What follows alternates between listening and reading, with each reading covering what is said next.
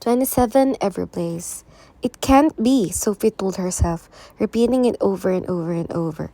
Jolie died 16 years ago, and Sophie was only 13. The numbers didn't lie. But the numbers also didn't account for the fact that the Black Swan had built her in their lab, twisting and tweaking her genes for who knew how long before her embryo had been implanted in a human being. Sophie didn't know much about the process, but she knew embryos could be frozen, which meant her mother could have been anyone, anywhere, anytime. Please, Bertina, she begged. You have to tell me what Jolie was hiding about the Black Swan. I can't. Not unless. Unless what? Sophie shouted, looking around for something heavy she could threaten the obnoxious mirror with. Why can't you just tell me? Because Jolie said it wasn't safe, Bertina shouted back. She said that someone was not who she thought they were, and even if I knew the person asking, I couldn't tell them unless they knew the password. But she couldn't have meant me. I wasn't even born yet. You still don't know the password, Bertina reminded her. She clicked away before Sophie could argue, and Sophie sank to the floor, the lavender gown crumpling around her. She stared at her reflection in the mirror. She knew she should be focusing on what Bertina had just told her, since it sounded like Jolie might have known about the Black Swan's leak, and maybe even who it was. But she was too distracted by a much stranger question. If Jolie was her mother, and Grady and Edeline were her grandparents, did that mean she and Dex were cousins? Are you avoiding me? Dex asked, cornering Sophie the next morning in PE. Why would you think that? Maybe because every time I tried to find you at orientation, you were somehow on the other side of the room, and now you've partnered with pretty much everyone except me. She'd been hoping he wouldn't notice that. She forced herself to look at him and then instantly regretted it. Suddenly, she was noticing the curve of his chin and the lines of his cheekbones, realizing she could sort of see a resemblance to hers. She didn't understand why that bothered her so much, but it did. Are you still mad at me? Dex asked quietly. Of course not. Then what's wrong? Is it Marella? Because I heard about what she said to you yesterday, and if she thinks it's not Marella, Sophie interrupted, though Marella had gone out of her way to avoid her again. Even Jency wasn't hanging around, though when she'd made eye contact with him, he'd still smiled. I'm just not feeling good, okay? What's this? A deep voice asking behind her, and she spun around to face Sir Harding, her broad shouldered PE mentor. You look pale. He decided after studying her face. Perhaps you should go to the healing center. An Elwyn visit was way better than more Dex interrogation, so Sophie told him, maybe you're right. She gave Dex a hasty wave and retreated from the gymnasium. Sander rushed after her, grabbing her arm to slow her down. Why didn't you tell me you weren't feeling well? Because it's not a big deal.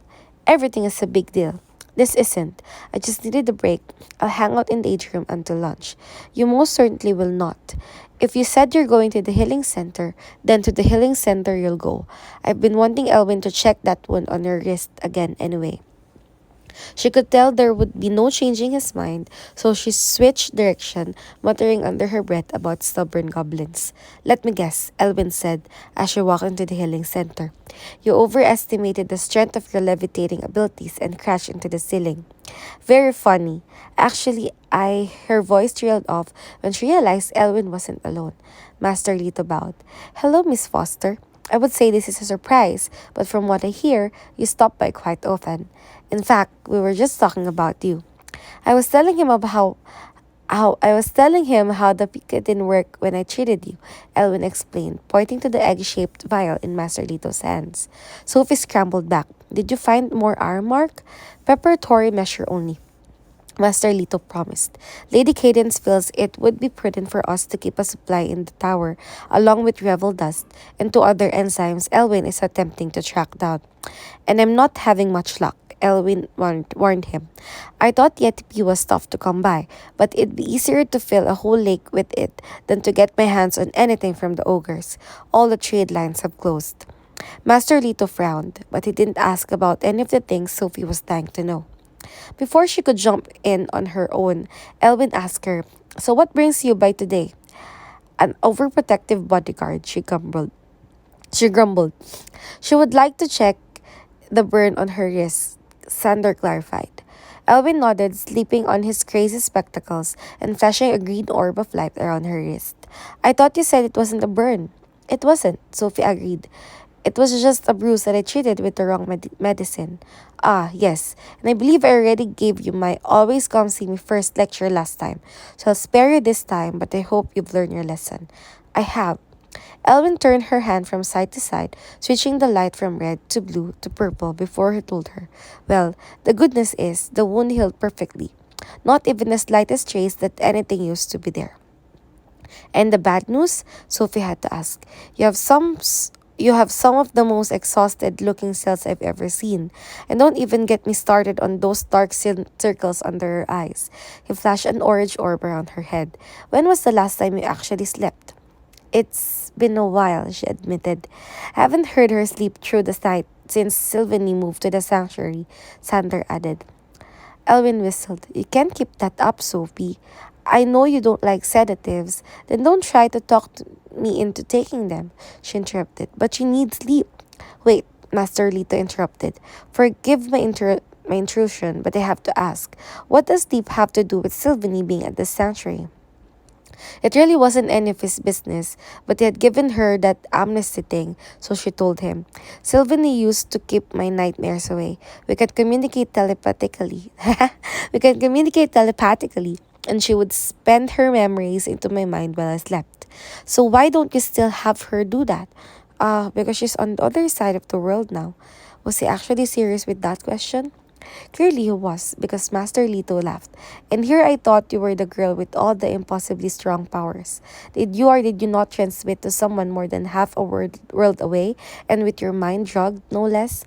I did, she admitted, but I'm pretty sure that was mostly adrenaline. Plus, the sanctuary is a different situation. I couldn't even teleport there when I tried.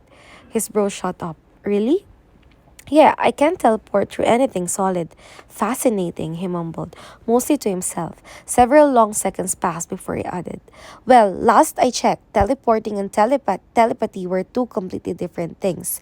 And I promise you, Sophie, the only barrier stopping you from reaching your alicorn friend is the imaginary wall you put there yourself. Tear it down and discover an entirely new realm of possibilities. How can you be so sure? Sophie had to ask. He smiled and tapped the side of his head. I know rather more about the mind than you might expect. He left before she could ask what that meant, and she didn't see how he could be right. But if there was even the slightest chance she could connect with Sylvanie, it was worth trying. The healing was tomorrow, and the counselors and Fitz were counting on her to get through it safely. She was going to need all the help she could get.